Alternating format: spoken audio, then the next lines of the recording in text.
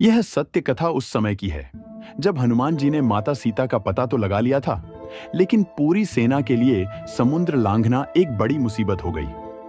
उधर रामचंद्र जी लंका जाने के लिए योजना बनाने लगे। रामचंद्र जी ने समुद्र देवता से रास्ता मांगने का विचार किया। रामचंद्र जी ने समुद्र में घुटनों तक के पानी में 3 दिन तक समुद्र देवता से रास्ता लेने के लिए याचना करने लगे, लेकिन समुद्र से कोई जवाब नहीं मिला। तीसरे दिन भी कोई जवाब नहीं मिला तो रामचंद्र जी क्रोधित हुए। लक्ष्मण, मेरे बाण लेकर आओ। ये लातों के भूत बातों से नहीं मानेंगे। अभिमानी रावण का संग पाकर ये समुद्र भी अभिमानी हो गया है। अवश्य भैया, मैं अभी लाता हूँ।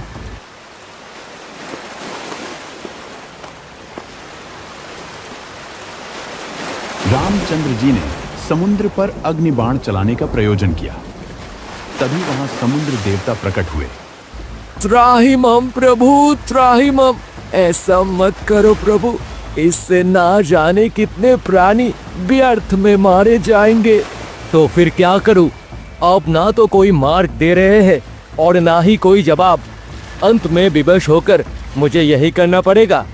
प्रभु, अगर मैं आपको यहाँ मार्ग भी दूंगा तो ना जाने यहाँ कितना गहरा गड्ढा हो जाएगा। आप ऐसा उपाय कीजिए कि सांप भी मर जाए और लाठी भी ना टूटे। ऐसा क्या उपाय हो सकता है? आप ही बता दीजिए। भगवान, आपकी सेना में 2 ऐसे वीर हैं जिनके हाथों में उनके गुरुदेव द्वारा प्रदान की हुई एक विस्मयी शक्ति है। उस शक्ति से वो मेरे ऊपर पत्थर भी तैरा सकते हैं। ऐसे में आप मुझ पर पत्थर से सेतु बनाकर आसानी से पार कर सकते हैं। आपके कार्य के पूर्ण होने तक मैं अपनी लहरों को शांत रखूंगा। कौन है वो सूरवीर? आप तो जानते ही होंगे। भगवान, उनका नाम नल तथा नील है। उनके हाथों में उनके गुरुदेव ऋषि मुनींद्र जी की रजा से यह शक्ति है। साथ ही वे दोनों अच्छे शिल्पकार भी हैं। रामचंद्र जी ने नल नील को बुलवाया।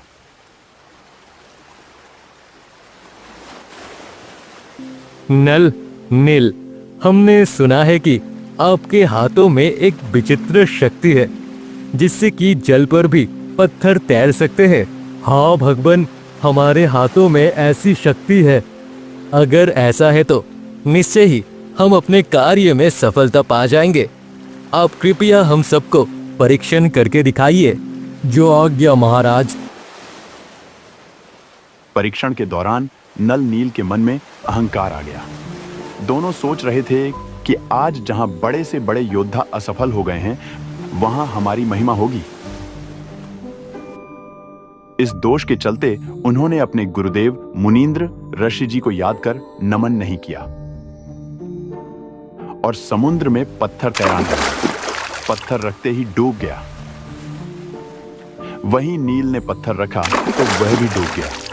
उन्होंने 2-3 बार पत्थर रखकर देखा तो वे सब डूब रहे थे। रामचंद्र जी समुद्र की ओर देखने लगे कि जैसे यह कहना चाह रहे हो कि वे सब झूठ बोल रहे थे। बेटा नल नील, आपने अपने गुरुदेव को प्रणाम नहीं किया। शायद इसी वजह से पत्थर नहीं तैर रहे। नल नील काफी शर्मिंदा हो गए और अपनी गलती पर पश्चाताप करने लगे। दोनों ने अपने गुरुदेव को मन से याद किया और प्रणाम किया, अपनी गलती स्वीकार की। समुद्रदेव, आपका ये उपाय भी विफल हो गया। अब कोई नई नीति सुझाए। भगवान, अब मैं भी विवश हूँ। भला इससे अच्छा उपाय और क्या ही हो सकता था। कुछ ही देर में स्वयं मुनींद्र ऋषि जी वहां चले आए। नल नील ने देखा कि वे तो स्वयं अपने ही गुरुदेव आ रहे हैं। हमारे गुरुदेव आ रहे हैं।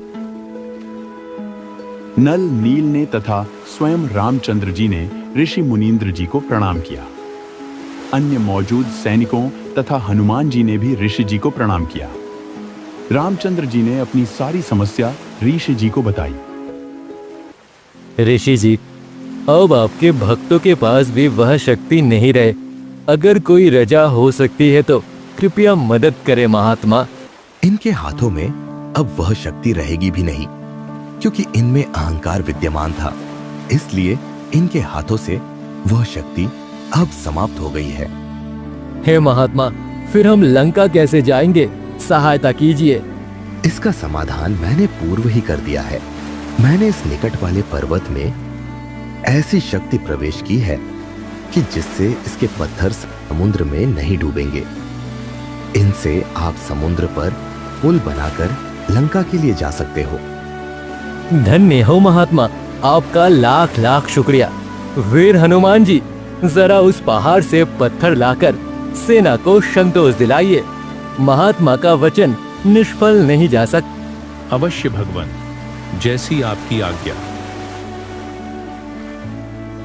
ये महात्मा तो वही लगता है जो मुझे लंका से आते समय उस बगीचे में मिला था। जरूर ये ऋषि जी समाधान कर देंगे। ये वास्तव में बड़े शक्तिशाली हैं। हनुमान जी ने पत्थर लाकर समुद्र में फेंक दिया। अब एक भारी भरकम पत्थर आसानी से समुद्र पर तैर रहा था। रामचंद्र जी ने परमेश्वर का शुक्रिया अदा किया और नमन किया। महर्षि मुनींद्र जी की जय। महर्षि मुनींद्र जी की जय। सभी में खुशी की लहर दौड़ गई और परमात्मा मुनींद्र ऋषि जी के जयकारे लगाए। रामचंद्र जी ने परमेश्वर का शुक्रिया अदा किया और नमन किया। परमेश्वर कबीर साहिब के स्वरूप ऋषि मुनींद्र जी वहां से चले गए। ये अनमोल ज्ञान जगत गुरु तत्वदर्शी संत रामपाल जी महाराज के सत्संगों का अंश मात्र है। संपूर्ण आध्यात्मिक ज्ञान के लिए सुनिए संत रामपाल जी महाराज के मंगल प्रवचन। आप संत रामपाल जी महाराज जी के मंगल प्रवचन संत रामपाल जी महाराज एप्लीकेशन पर भी सुन सकते हैं तथा उनके द्वारा लिखी पुस्तकें भी डाउनलोड कर सकते हैं।